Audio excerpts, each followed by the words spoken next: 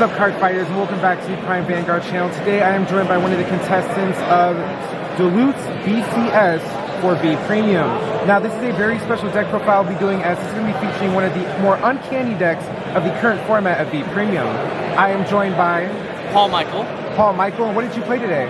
I played Battle Sisters. Battle Sisters for V Premium, and despite Anj, Thavis, and Nightros being one of the more notably popular decks, what made you want to bring Battle Sisters today? Well, I was going to play Leopold. That was originally what I was going to do, but I don't have the ride fixing grade 2s, and I was like, I don't know. So I played, my brother picked up Vanguard for the first time in like 2 years. This was his deck, actually. And I just decided, you know what, I'm going to bring it today. Proud of how it did.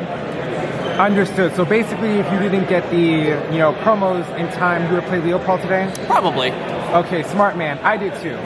All right, so go ahead and briefly discuss your matchups from your rankings as well as what you played today. So, round 1, trying to remember.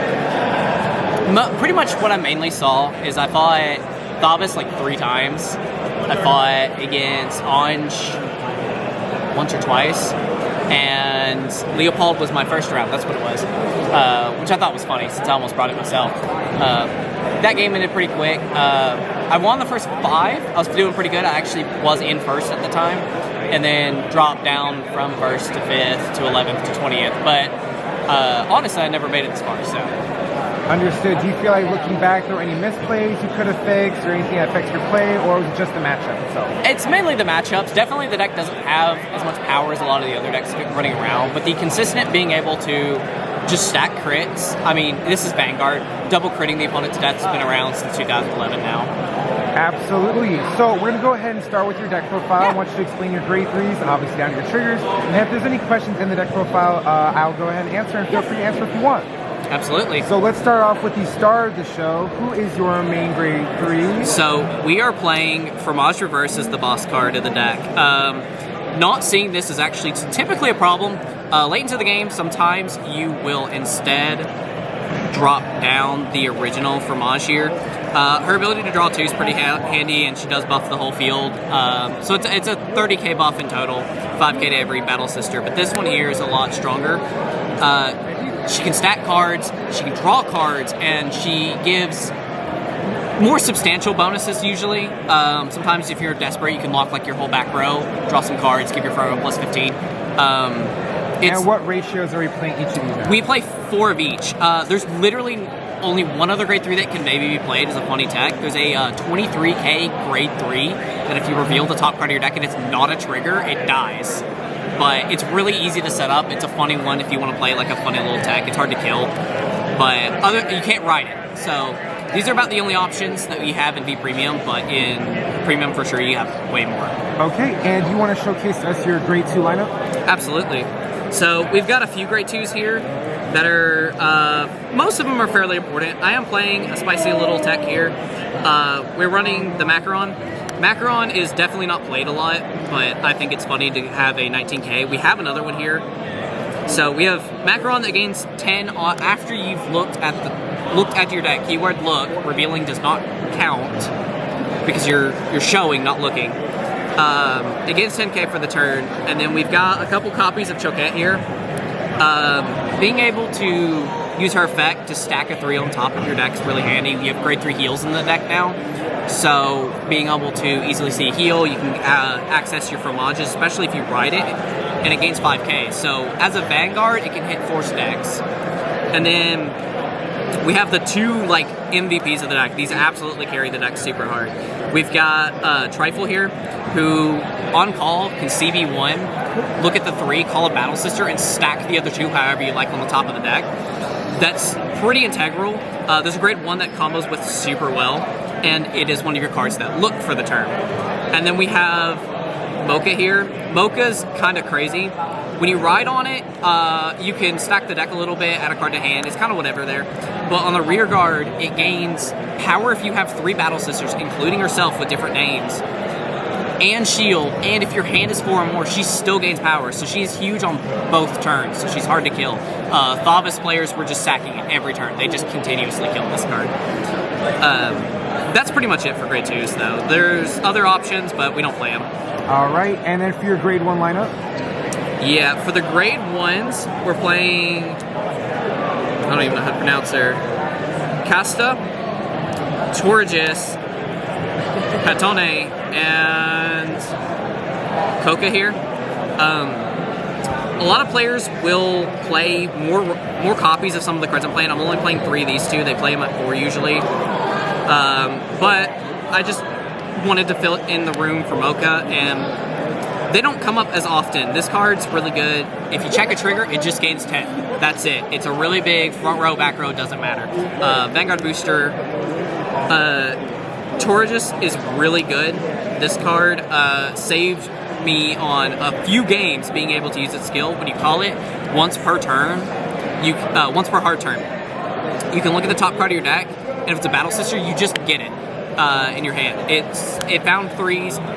When you combo it with Trifle, you can basically stack 2 and then just see 2 of them. So you go +2 off 1 CB.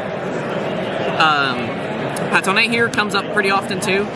She can go to Soul, stack 2, 1 on top, 1 on bottom, and then the next trigger you check is increased by 10k. So you can make them 20, 30, 40, depending on how many copies you see of her. Make the units big. That's really good with Trifle here, whose other skill is a Sentinel Restrict. It comes up a lot. It won me multiple games, just swinging like 60, 57, 67, 3 crit, and they're just at like 4, so they die. Coca here is one of the newer additions to the deck too. Came out with the Fromage reverse. It's pretty handy. It's got a 400 skill for grade 1. It's got a tap ability that you get to look at the top of the deck, and then if you put it on top, nothing happens, but if you put it on bottom, you can increase a card by 3,000. It's really handy against 4 stacks because you can make your Vanguard hit numbers. All right, and is that all for your grade 1 lineup? Yeah, absolutely. And then, obviously, last but not least, we need to see the triggers. So, we are running a full set of crits. We are running 12, like, absolutely. These are the main ones. Actually, I'm running a little bit of a funny build. We're running 2 different Psychic Birds and 2 different Nikes. It doesn't matter what your last crit is, but you need to make sure you're running the Battle Sister one. We're running this crit instead of draw PGs because you're running a protect deck already, so it doesn't matter if you're needing PGs. You draw so many cards that these tend to do the job. We actually used to, like a couple days ago, didn't run these. We ran the Battle Sister draw. You can absolutely do that. It just draws you more cards. It's not needed. These crits came in handy during the game quite a lot. And then, of course, we are running the grade 3 heals. There is a Battle Sister heal. It is searchable off all the cards. I did manage to whiff a Trifle search off of this, but it was still a heal on the top of my deck, so it didn't really matter. Understood. So that concludes everything in your deck? Yeah, we just run the good old Legends Magus. We don't have the Battle Sister one yet. All right, so just 3 quick questions. Yeah. So the first one being is, now that you've experienced the tournament, you played against the meta, are there any changes you want to make to this deck post this event? Post this event, I probably would drop the Macaron. It didn't do too much. It didn't die all that often. It kind of ended up being intercepted or locked pretty regularly. But other than 2 copies, it didn't matter. Definitely bump this to 4 most likely. It's honestly a choice. Do you feel like you're going to go front row or back row more often? They only have a 1,000k difference. You're pretty much always going to be checking triggers, so you can absolutely make your option. You tend to lock 2 or 3 your back row regardless. Other than that, there's not really much else to do to the deck yet until Bushiroad finally gives us some more toys to play with. Absolutely run the Battle Sister starter if you get access to it. It was in the history collection. Just on the off chance that it makes its way from the Soul or Drop Zone back to your field, you have a Battle Sister. If they release more Battle Sister triggers, you absolutely will play them. Thunder Thighs here is just not always enough. Got you. And now my second question is, now that you've experienced deck against the current meta, if you could create your own Battle Sister support card, what do you think the deck needs to keep up with the other decks? It absolutely needs some sort of resetting. It's a 3-attack deck. Even if it can't, like, not necessarily a Vanguard restander. If you can just make a rearguard stand, it'd be great, especially with the Sentinel Restrict. It only gets a let's see. No, this is until end of turn. So if you could double swing with a Sentinel Restrict, that'd be kind of crazy. But I don't think that's out of the realm of the norm for me at this point. How big cards get. If we had, it is held back, but definitely by being a Protect deck. As good as Protect is, having things like Axel and just being able to lock more cards would make this card a lot better, but that's definitely what they were balancing, so that's kind of a pipe dream there. But absolutely, if we had more rear guards that could utilize the stacking and power gain a little bit better, or maybe a restander, even if it's not that good, it would probably definitely increase the deck, because right now, you checking double crit and just praying they can't guard it, it's about the best you can do in the deck. Got you. So a restander would definitely be what Battle Sister needs to be on par with the decks that's here right now. Yeah, it can draw a pretty good amount. It can keep up with a lot of the other decks. I didn't struggle too much in every matchup, but definitely when the opponent just started flipping PGs, even with this, they could just hard guard everything else. Gotcha. And then my last and final question is, playing this deck and training with it, are there any absolute combos or certain attack patterns or placements you feel people that want to play Battle Sisters need to know? Yeah, there's definitely a few, and I'll say I did make some misplacements on my field, but those were usually, I couldn't foresee it, so I'm not really going to call them misplays. But a lot of times, especially when you're on Fromage reverse... Do you want to demonstrate the combo right now? Yeah, absolutely. If you're on Fromage reverse, you want as many different names as possible, because that's how you stack. Definitely putting Coca in the back row, tapping her, and if you can, give the Vanguard some power. That way, the opponent has to card it, especially if they're on grade 2. This card is not locked to the opponent being grade 3, unlike the original Fromage. So you can really, that happened to me a couple times. Every time I won the die roll, they were at 5 by the time they hit grade 3, because they just couldn't guard the double crit. But having a back row of 1 or 2 of these, and definitely having, you want Trifle with as much boost as possible. And that happened a lot where I ended up with this column instead, which is only a 5k difference, but it does come up. But locking 2 of your back rows usually the choice. I saw a lot of people, I've seen people lock 3, because they're like, oh, draw 3. And I used to do that too, but the 10,000 boost makes this column plus 20k. And rather than a plus 15 on the most important columns. But if you're desperate, go ahead and lock 3. Other than that, it's pretty straightforward deck. It's not too crazy. Just remember what you've stacked and all that. Everyone knows that you're going to stack double crit, double heal. It's not too crazy, but absolutely you can jump scare the opponent with a double heal or something. If you're at 5, they're at 4, you can just boom boom.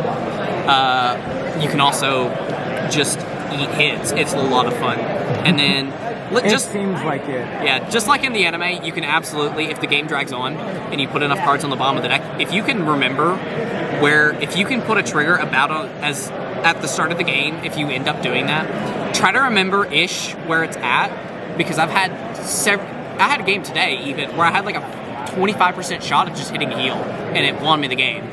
But I've had games at home where checking those last 2 crits that no one knew were in the deck has won me the game, and then just the whole deck be vanillas after that. Are there any shout-outs back home? Anybody want to say, like, thank you to her, Yeah, I definitely want to thank my brother. He's the one that wanted this deck, liked this deck, played this deck. I would have never touched it if he didn't show interest when we bought the set that the Battle Sisters initially came out in.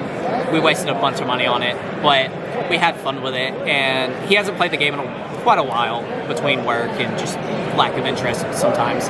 But he's this deck is special for us, and it's cheap. I actually recommend it for a lot of people. You probably spend $30 on this deck at most. I mean, you just run Protect 1. Sounds about right. It's V Premium. Everything's reprinted. Everything's been shined out. Most every imported card came out with this one in VSO5. So if just pick up 4 boxes. Collection 5, which is 5 and 6. Yeah, so if you buy playset, 4 boxes of it, you can probably build like the whole deck for nothing. The triggers are nothing either. All right, well, just state your name one more time for the camera, and I want to say thank you so much. And tell us, last thing, how do you feel about BCS this year? My name is Paul Michael Mullins. Went by Gimmick here all day, but I had a great time. It was fun. I've never made it this far. I've never made it past like round 5 usually. Either I have to leave or I'm tired or whatever. You're on an hour and a half of sleep. But on that. I had a lot of fun. This is the furthest I've taken it. I'm proud that it was done with this deck, and I had a blast playing all those matchups. Every one of my opponents was great. They were so polite. It was a great time. The Vanguard community in general, love them. Well, that's good to hear. Thank you so much for your time, Paul. You have a great day. You too.